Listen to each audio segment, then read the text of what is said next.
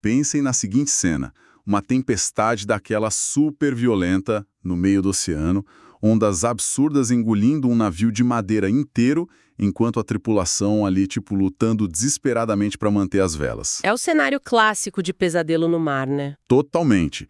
E aí, de repente, do nada, tentáculos imensos, sabe, com a espessura do mastro principal do navio. Nossa! Cheios daquelas ventosas do tamanho de pratos de jantar. Eles emergem das profundezas, se enrolam na embarcação e a madeira começa a estalar. Em questão de segundos, o navio inteiro é arrastado para o abismo escuro do oceano. Essa é a definição perfeita da lenda do Kraken. Exatamente. Durante séculos, esse foi o monstro mítico definitivo, o terror dos marinheiros nórdicos. Parecia, assim, a história perfeita criada pela imaginação humana para tentar explicar os perigos do mar. Uma forma de dar sentido a um ambiente totalmente imprevisível e assustador. Mas e se essa criatura lendária não fosse só, uma alucinação de marinheiros exaustos? E se a ideia de um monstro cheio de tentáculos, capaz de bater de frente com os maiores predadores da Terra, fosse uma realidade pré-histórica? Olha, a linha entre a mitologia e a paleontologia acabou de ficar incrivelmente tênue. O que a gente tem nas mãos hoje transforma totalmente a nossa compreensão da história natural. É por isso que hoje a gente vai fazer um mergulho profundo num artigo fascinante da Patrícia Fernandes de Lis. Ela é correspondente de ciência do jornal É o País. Ah, sim. Ela detalha um estudo super recente que saiu na revista Science. Isso. A nossa missão nessa investigação de hoje é entender como uma descoberta revolucionária, feita a partir de rochas no Japão e no Canadá, está reescrevendo tudo o que a gente sabia sobre os oceanos de 100 milhões de anos atrás. É uma verdadeira viagem no tempo. Para quem nos ouve, imaginem isso como uma expedição submarina, mas a gente está descendo direto para o período Cretáceo para descobrir quem realmente mandava na cadeia alimentar. Certo? Vamos desvendar isso, porque agora a gente tem evidências reais.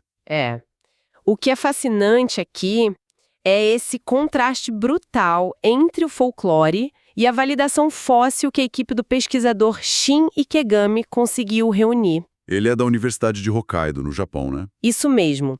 Eles analisaram fósseis do Cretáceo tardio, tipo de 100 a 72 milhões de anos atrás. Era um mundo bem diferente, com mares rasos e quentes. E o estudo prova que polvos carnívoros gigantescos reinavam nessas águas. Mas aí entra o grande obstáculo, né? A biologia desses animais. Para a gente entender como descobriram um monstro de 19 metros, precisamos falar sobre a dificuldade que é achar fantasmas na rocha. Fantasmas é a palavra certa. A gente está falando de cefalópodes. Que são, basicamente, enormes balões de água e músculo. Se você pega os dinossauros da mesma época, eles deixaram fêmures do tamanho de carros para trás. Exato. E os amonites deixaram aquelas conchas espirais de calcário super resistentes. Mas um polvo não tem esqueleto interno, não tem concha, o bicho morre, afunda e a carne some em dias, certo? O registro fóssil costuma ser muito cruel com essas criaturas de corpo mole. Sem osso ou dente de tubarão, a fossilização tradicional quase nunca rola. Então como é que a gente sabe que eles estavam lá? Porque os polvos têm uma única estrutura rígida no corpo inteiro, a mandíbula. Que é o que os cientistas chamam de bico, não é? Exatamente. O formato é quase idêntico ao bico curvado e super afiado de aves de rapina. Tipo uma águia ou um falcão. Isso. É essa ferramenta que eles usam para quebrar as defesas das presas. Só que isso levanta uma dúvida mecânica muito óbvia. Como um simples bico resiste por 100 milhões de anos sendo esmagado por toneladas de pedra? Porque até onde eu sei, não é feito de osso. Não é osso. A resposta está na química. O bico é feito principalmente de quitina e algumas proteínas bem específicas. Quitina tipo aquela casca de inseto ou carapaça de caranguejo? Essa mesma. É um polímero biológico extremamente resistente. Quando esse bico afunda e é soterrado muito rápido pela lama no fundo do mar, num lugar sem muito oxigênio, as bactérias não conseguem decompor ele de cara. Ah, entendi. Fica selado lá embaixo. Exato. E aí, ao longo de milhões de anos, a matéria orgânica original vai sendo lentamente substituída pelos minerais da rocha em volta. É um processo chamado permineralização. Então o bico vira pedra, mas mantém o formato exato. Perfeitamente. A forma tridimensional fica intacta. Incrível. E a equipe do Ikegami encontrou 27 dessas mandíbulas, o que parece pouco, mas para um animal que não tem osso, é um tesouro absurdo. É um número gigante para esse tipo de fóssil.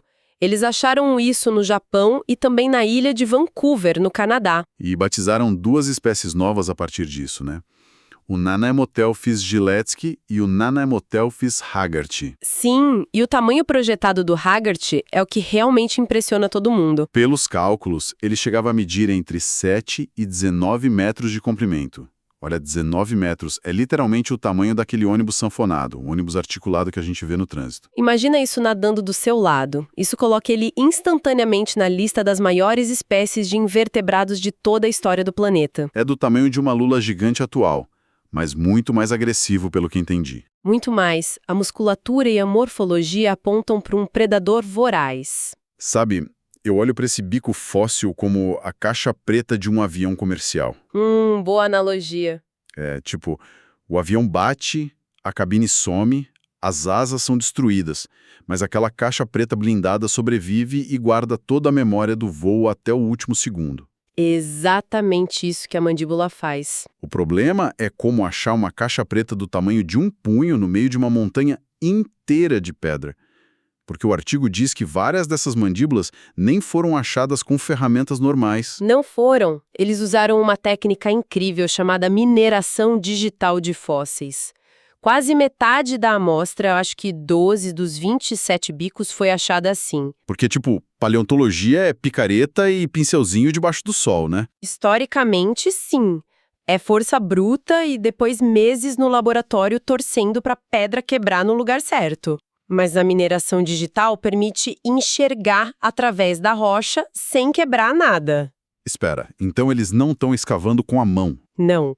Eles pegam os blocos de pedra inteiros e colocam dentro de aparelhos de tomografia computadorizada. Tomografia tipo de hospital? Isso mesmo. O aparelho dispara raios X e cria várias fatias virtuais do interior da rocha. Mas diferenciar osso ou quitina de um grão de quartzo mais escuro ali na tela deve ser pior que procurar agulha no palheiro. É aí que a inteligência artificial entra na jogada. Isso levanta uma questão importante sobre a evolução da ciência hoje. A inteligência artificial atua como uma lente incansável. Eles treinam a rede neural com milhares de imagens da densidade exata da quitina fossilizada. Ah, porque a pedra tem uma densidade e o bico tem outra, mesmo tendo virado pedra. Exato. Para um ser humano, olhando aquelas fatias cinzas na tela, é só uma mancha. Mas a IA percebe a diferença mínima de densidade e reconstrói o objeto em 3D. Nossa, quer dizer que a pedra com o fóssil dentro continua intacta na prateleira do laboratório. Intacta. Eles extraem a informação sem destruir o envelope original. Que loucura. E a informação que saiu dessas caixas pretas biológicas, cara, conta uma história de violência extrema nos mares. Ah, sem dúvida. O desgaste nas mandíbulas virtuais mostra claramente que eles não estavam comendo peixinhos macios. Aqui é que a coisa fica realmente interessante. O estudo aponta que o prato principal deles era bicho de casca dura, né? Sim, presas muito protegidas. Crustáceos grandes, amonites com conchas reforçadas, bivalves imensos. Quebrar isso devia ser um inferno. Exigia uma força muscular brutal nos tentáculos para segurar o bicho e um bico que funcionava como um quebra-nozes industrial. O artigo até usa a metáfora da faca cega. Se você passa a faca numa superfície dura todo dia, o metal vai quebrando, perdendo o fio. O princípio é o mesmo para o bico do polvo. E a escala do desgaste no Haggarty é uma coisa assustadora. Sim, eles descobriram que alguns adultos perderam até 10% do comprimento total da mandíbula só de atrito constante. Imagina você desgastar os seus próprios dentes até perder 10% da sua estrutura maxilar. É bizarro. Isso não é só comer, é uma vida inteira de impacto violento o tempo todo. E prova que eles caçavam o tempo inteiro. Para manter um corpo de 19 metros funcionando, a necessidade de calorias era gigantesca. O que significa que eles mudam totalmente a imagem que a gente tinha do mar naquela época, né? Entramos numa quebra de paradigma enorme aqui. Com certeza, a ciência sempre colocou os vertebrados no pódio absoluto do Cretáceo. O consenso sempre foi que era um clube fechado para dinossauro aquático e tubarão. A gente sempre ouve falar dos mosassauros, aqueles lagartos de 17 metros que quebravam ossos, Os plesiosauros também, com aqueles pescoços longos. e tubarões esmagadores de conchas tipo pticodus. Nessa história toda, os invertebrados sempre foram o cenário. Eram o lanche. Eram as presas lentas que só engrossavam as próprias conchas na esperança de não serem devoradas. Mas o Nanaimoteltes mostra que não era bem assim. Os invertebrados estavam revidando com força. Sim, eles criaram um predador de topo capaz de disputar o oceano pau a pau com os grandes répteis marinhos. Mas espera aí. A imagem clássica que eu tenho de um polvo caçando é ele escondido na pedra, camuflado, esperando um caranguejo passar para dar o bote, certo? É uma emboscada. Porque o estudo descarta a ideia de que esses gigantes viviam só no escurinho das profundezas. Descarta totalmente. Os fósseis foram achados em áreas que eram ambientes pelágicos, ou seja, mar aberto, longe do fundo escuro ou da costa rasa. Então eles estavam nadando livremente na coluna d'água? Isso. E precisavam ser nadadores incrivelmente eficientes para caçar ativamente em 3 dimensões. Eles não ficavam intocados esperando a comida cair do céu. Eles usavam os braços longos para capturar a presa no meio da natação? Exato. E a flexibilidade do corpo mole dava a eles uma agilidade de manobra que um réptil pesado com coluna rígida não tinha como igualar. Cara, imagina a cena de um polvo do tamanho de um ônibus interceptando um mosasauro no meio do oceano. É muito mais dinâmico do que a gente pensava. Altera toda a cadeia alimentar daquela era. E além dessa força bruta toda, tem um detalhe nos bicos que eu achei a parte mais fascinante de todas. E não é sobre dieta, é sobre o cérebro do bicho. A análise das ranhuras nas mandíbulas desgastadas. Isso. Eles viram que o desgaste não era uniforme nos dois lados da boca. Tinha uma assimetria bem clara. O lado direito da mandíbula era sempre mais danificado e gasto do que o esquerdo. Então o polvo de 19 metros era destro. Basicamente, sim. Ele preferia usar o lado direito para manipular as presas e quebrar as conchas. Sério, isso explodiu a minha cabeça. E se conectarmos isso a um panorama maior do desenvolvimento biológico, a gente entra no conceito de lateralização comportamental. Que é essa preferência por usar um lado do corpo, tipo a gente que é destro ou canhoto, para escrever. Exatamente. A lateralização acontece em várias espécies. Papagaios que seguram a comida com a pata esquerda, por exemplo. E isso é profundamente ligado à neurologia. Ah, tem a ver com os lados do cérebro? Sim, ter uma lateralização forte quase sempre indica que o cérebro tem assimetria hemisférica. Lados diferentes processam informações diferentes. E isso deixa o cérebro muito mais eficiente para lidar com tarefas complexas. Certo. Mas eu vou ter que bancar o cético chato aqui por um segundo. Pode falar. Só porque o computador mostrou que o bicho mastigava mais de um lado, a gente pode dar esse salto gigantesco e dizer que um polvo pré-histórico era um gênio. Não podia ser só um defeito aleatório da espécie que fazia a boca fechar torta? Olha, essa é a ressalva fundamental do estudo. E o próprio pesquisador, o Ikegami, é extremamente cauteloso com isso. Claro, afinal de contas não dá para fazer um teste cognitivo numa pedra, né? Exato. A rocha não mostra sinapses. Mas aí a gente olha para os cefalópodes modernos. Polvos de hoje também são lateralizados ao usar os olhos ou os braços. E eles têm uma inteligência assustadora. Eu já vi vídeos de polvo abrindo pote de vidro por dentro, resolvendo quebra-cabeça. Eles usam até cascas de coco como armadura e têm uma memória espacial incrível. Então, o desgaste assimétrico não é uma prova absoluta de genialidade, mas é uma evidência circunstancial muito, muito forte. Sugere que eles tinham um sistema nervoso central altamente desenvolvido, capaz de bolar estratégias de caça e até ter personalidades individuais, né? É o que tudo indica. A forma como abordavam diferentes presas provavelmente variava de um indivíduo para o outro. Isso me leva a achar uma das coisas mais bonitas da biologia.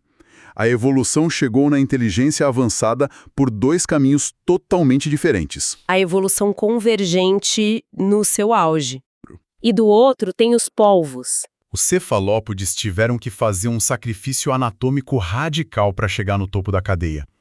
Os ancestrais deles olharam para aquelas conchas pesadas dos amonites e simplesmente mudaram a estratégia. Eles literalmente jogaram a própria armadura fora.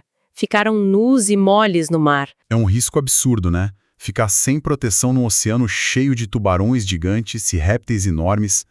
Mas manter uma concha pesada custava energia demais. Mas valeu a pena. Sem a concha, eles viraram nadadores a jato, super rápidos. E a energia metabólica que sobrava por não precisar produzir calcário foi toda redirecionada. Foram construir olhos gigantes e alimentar um cérebro enorme. Eles trocaram o escudo por um processador melhor. Perfeito. A falta de defesa física forçou o desenvolvimento da percepção e da inteligência. Você precisa ser mais rápido e mais inteligente que o predador para sobreviver sem armadura. E assim viraram predadores de elite. Então, o que tudo isso significa no final das contas? Quando a gente analisa essa reportagem do El País e todo o impacto da inteligência artificial desenterrando esses fantasmas, fica claro que destrói aquela visão linear da história do planeta. Sim, aquela ideia de presa e predador como algo estático. Não é uma historinha simples de monstros com ossos e dentes predando vítimas lentas de concha. A coroa de rei do oceano primitivo não era só de quem tinha barbatana. A competição foi brutal e diversificada. Foi muito disputada por braços cheios de ventosas e mentes predatórias super avançadas que mal deixaram rastro para a gente achar. E o estudo prova que a ciência precisa de interdisciplinariedade. A IA, enxergando através da pedra, está expondo um mundo que a gente passou 100 anos pisando em cima e não via. O passado da Terra é dinâmico demais para a gente se apegar a consensos antigos. Com certeza. A gente tem que manter a mente aberta. Velhas narrativas nunca estão escritas em pedra de forma definitiva. E, cara, isso deixa uma pergunta no ar para quem está escutando que não sai da minha cabeça. Qual? A gente começou falando do Kraken. Uma lenda de marinheiro que agora tem um fundo bem palpável de realidade científica graças à tecnologia. O que já é impressionante por si só. Mas aí eu penso, se um algoritmo de computador acabou de comprovar varrendo lama de 100 milhões de anos atrás que povos gigantes, espertos e do tamanho de ônibus dividiam o mar de igual para igual com dinossauros aquáticos... É, o que mais tem por aí, né? Exato! Quais outros monstros descritos naquelas lendas antigas, naqueles diários esquecidos de navegadores, estão agora presos no silêncio de algum bloco de pedra nos porões de um museu, só esperando que alguém faça o código certo para finalmente enxergar eles e trazer essas lendas de volta à vida? Fica aí a reflexão de hoje.